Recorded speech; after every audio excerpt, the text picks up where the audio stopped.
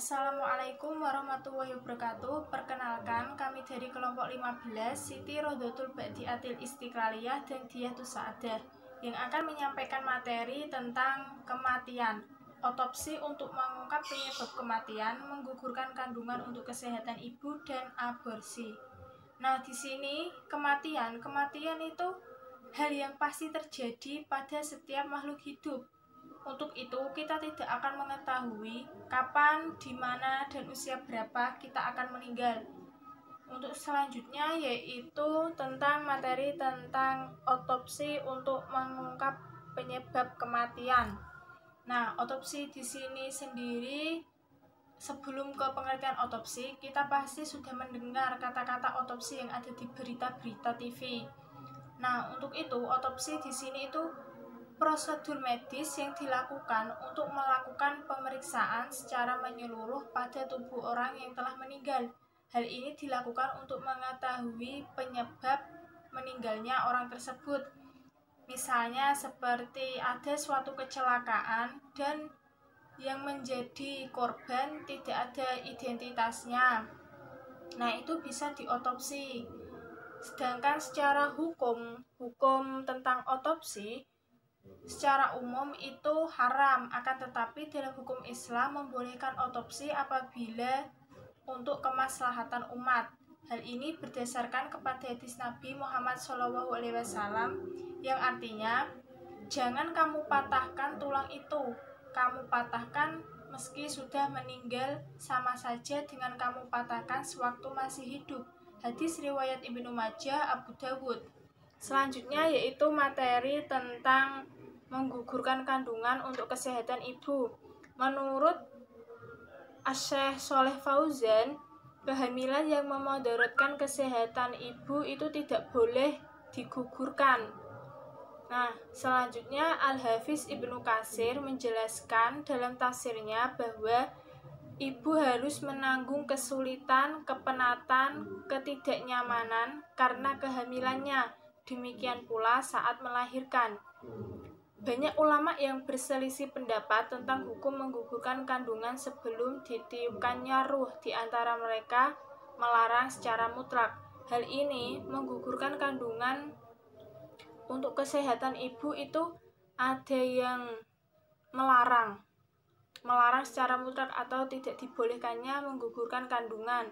Karena di sini zaman sekarang kan sudah zaman modern. Nah, itu bisa dikaji ulang seperti penjelasan berikut ini. Apabila ada ibu yang disarankan oleh dokter untuk menggugurkan kandungannya karena menurut diagnosa dokter kelak janin tersebut tidak mungkin lahir kecuali dengan cara operasi, saran ini tetap tidak boleh dituruti sebab janin adalah amanat yang diletakkan oleh Allah Subhanahu wa taala di dalam rahim, sehingga tidak boleh diperlakukan dengan buruk atau dihadapkan kepada kebinasaan atau digugurkan. Ucapan seseorang dalam hal ini tidak boleh dijadikan sebagai sandaran karena permasalahan yang ada berkaitan dengan hukum syar'i. Hukum syar'i tertentu dikedepankan daripada ucapan siapapun. Selanjutnya yaitu materi tentang aborsi yang akan disampaikan oleh Mbak Cici.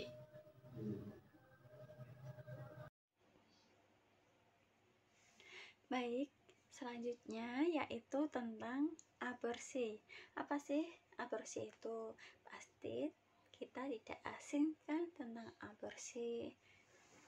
Di tetangga-tetangga pasti sudah dengar apa itu aborsi. Bahkan banyak yang melakukannya. Auzubillahiminadzalik. Yaitu kita akan menjelaskan tentang aborsi. Apa itu aborsi? Aborsi adalah tindakan yang disengaja untuk menggugurkan kandungannya yang belum cukup waktunya untuk hidup. Jadi, aborsi itu tindakan yang disengaja untuk digugurkan. Menolak, aborsi itu menolak kandungan, tidak ingin kandungan itu ada, tidak ingin kandungan itu hidup. Nah, selanjutnya apa hukum aborsi itu? Ada beberapa pendapat tentang hukum aborsi. Di antaranya